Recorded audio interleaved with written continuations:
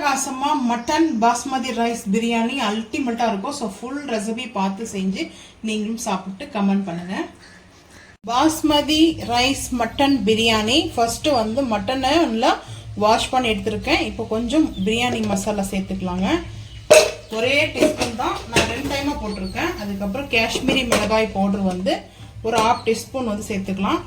இன்னைக்கு கொஞ்சம் டிஃப்ரெண்ட்டாக இருக்கும் பிரியாணி. ஸோ அதுக்கப்புறம் வந்து பார்த்தீங்கன்னா கொஞ்சமாக வந்துட்டு கல் உப்பு சேர்த்துக்கலாங்க.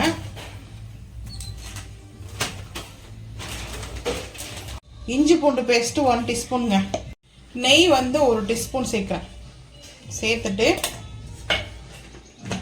ரம்பா லீஃப் வந்து கொஞ்சம் சேர்த்துக்கலாங்க.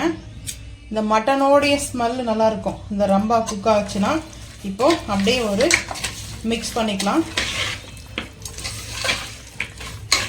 மிக்ஸ் பண்ணிவிட்டு நம்ம தண்ணிலாம் சேர்க்க வேண்டாம். ஒரு மட்டன் வந்து சாஃப்டாக இருக்கா அப்படின்னு இலை ஆட்டு வந்து மட்டனாக இருந்துச்சுன்னா 2 விசில் ஓகே. கொஞ்சம் மட்டன் ஹார்டாக இருந்துச்சுன்னா இன்னும் விசில் வர அளவுக்கு வச்சுடுங்க.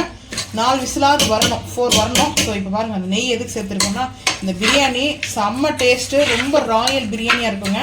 But taste ultimate. ஸோ இப்போ வந்து பார்த்தீங்கன்னா குக்கர் வந்து மூடி போட்டு அடுப்பில் வச்சிடணும். மட்டன் பிரியாணி செய்யறதுக்கு இப்போ அடுப்பு ஆன் பண்ணிட்டு குக்கர் வச்சுருக்கேன். குக்கர் வந்து ஹீட் ஆகிடுச்சுங்க. ஆயில் வந்து சேர்த்துக்கலாங்க. கோல்டு வின்னர் ஆயில் தான் எடுத்திருக்கேன் நான். ஸோ ஆயில் வந்து கொஞ்சம் கூட தான் சேர்த்துருக்கேன். ஸோ ரைஸ் எந்த அளவுக்கோ அந்த அளவுக்கு வந்து நம்ம மசாலா கரெக்டாக இருக்கும் இல்லையா, அதுக்காக ஆயில் வந்து சேர்த்துருக்கேன். இப்போ வந்து பார்த்தீங்கன்னா ஓன் கரம் மசாலா பையஸ் சேர்த்துக்கலாங்க. ஹீட் ஆகட்டுங்க. ஆனியனும் சேர்த்துக்கலாம். ஆனியன் வந்து நான் ஸ்லைஸ் கட்டிங்ஸ் பண்ணி வச்சுருக்கிறேன். ஆனியனும் சேர்த்துக்கலாம். கொஞ்சம் ஆயில் ஹீட் ஆகட்டும். ஹீட் ஆகிடுச்சு. ஆனியன் சேர்த்துக்கலாம். ஆனியன் நல்லா ஆயிலில் வதக்கலாங்க. வதங்கிட்டங்க நல்லா ஆனியன் நல்லா ரோஸ்ட் ஆகிடுச்சுங்க. இந்த டைமில் தக்காளியும் பச்சை மிளகாவும் சேர்த்துக்கலாம். க்ரீன் சில்லியும் தக்காளியும் சேர்த்தாச்சு.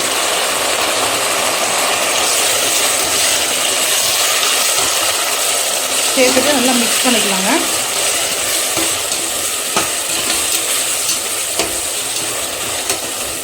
க்ரீன் சில்லி வந்து நான் அப்படியே கட் பண்ணாமல் சேர்த்துருக்கேன். ஸோ இப்போ ஹை ஃப்ளேம் பண்ணிக்கலாம்.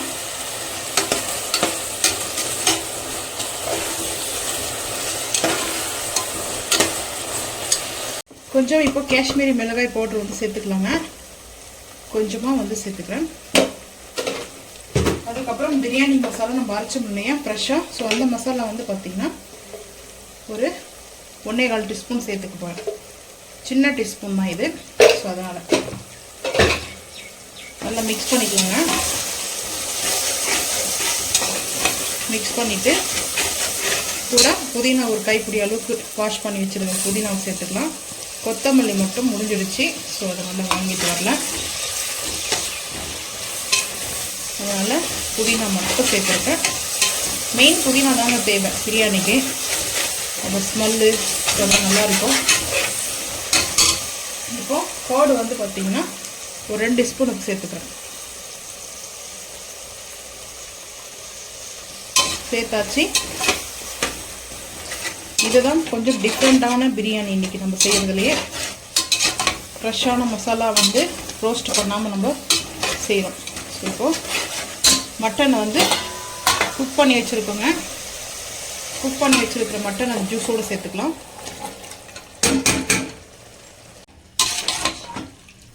ஒரு ஆளாக்கு அளவுக்கு தண்ணி இருக்கா. ஸோ இப்போ நம்ம வந்து பார்த்திங்கன்னா 2 ஆளாக்கு மட்டும் தான் எடுக்கணும். ஸோ அதுக்கு முன்னாடி இதில் கொஞ்சம் தண்ணியோடு இருக்குது. ரைஸ் வந்து பார்த்திங்கன்னா அப்படியே சேர்த்துக்கலாம். பாஸ்மதி ரைஸ் ஒரு ஆளாக்கு அளவுக்கு தண்ணி நம்மளுக்கு அந்த ஜூஸ் இருக்குது. நான் வந்து 2 எடுத்துருக்கேன்.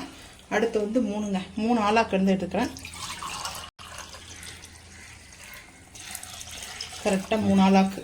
ஸோ இதுக்கு மேலே நம்ம சேர்க்க வேண்டாம். இப்போ ஹை ஃப்ளேம் பண்ணியாச்சு. 2 விசிலில் பிரியாணி நம்மளுக்கு ரெடி ஆகிடுங்க. ஸோ இப்போது சென்டரில் நம்ம இது போல் மிக்ஸ் பண்ணிக்கணுங்க. மிக்ஸ் பண்ணிவிட்டு இப்போ நம்ம வந்து எப்பவும் போல் நெய் வந்து சேர்த்துக்கலாம். இந்த பாஸ்மதி ரைஸ்க்கு கொஞ்சம் ஆயில் எதுக்காக சேர்க்கணும்னா ட்ரை ஆகக்கூடாது ரைஸ் வந்துட்டு. ஸோ ட்ரை ஆனாவே அதோடைய ஷேப் வந்து ரைஸ் வந்து மாறுங்க. அதுக்காக தான்.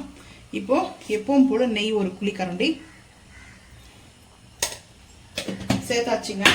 சேர்த்துட்டு நல்லா இப்போ மிக்ஸ் பண்ணிக்கலாங்க. சென்டர் ஆஃபில் மிக்ஸ் பண்ணிக்கலாம். சால்ட்டெல்லாம் இப்போ கரெக்டாக செக் பண்ணிக்கோங்க. இந்த டைமில் எப்பவும் போல் அதுதான் செக் பண்ணிவிட்டு நம்ம 2 விசிலுக்கு அப்புறம் குக்கர் கேப் ஓப்பன் பண்ணிவிட்டு ப்ரெஷர் லோ ஆனதுக்கு அப்புறம் தாங்க ஓப்பன் பண்ணிட்டு பார்த்தோம்னா கரெக்டாக இருக்கும். கொஞ்சம் ஆற வச்சுக்கலாம் வேணும்னா, இல்லை அப்படியே சுட சுட கூட வந்து சர்வ் பண்ணலாம். பிரியாணி வந்து பார்த்தீங்கன்னா அவ்வளோதாங்க ரெடி. இப்போ மூடி போட்டுடலாங்க. மட்டன் பிரியாணி சும்மா சூப்பராக இருக்குது பாருங்கள், எப்படி பலன்னு. ஸோ இந்த நல்ல எறும்போடு சேர்த்து சூப்பராக வந்து பார்த்தீங்கன்னா அட்டகாசமாக அது கூட வந்து நம்ம ஸ்வீட் செஞ்சுருக்கோங்க. செம்மையாக இருக்குங்க. மட்டன் பிரியாணி சாப்பிட்டு முடிச்சுட்டு ஃபைனலாக கொஞ்சம் ஸ்வீட்டோடு சாப்பிடும்போது அவ்வளோ சூப்பராக இருக்கும். ஸோ வந்து சூப்பராக அந்த மட்டன் பிரியாணி ரெடி ஆகிடுச்சுங்க. ஸோ நீங்களும் இதே போல் வந்து செஞ்சு சாப்பிட்டு மறக்காமல் வந்து கமெண்ட் பண்ணுங்கள்.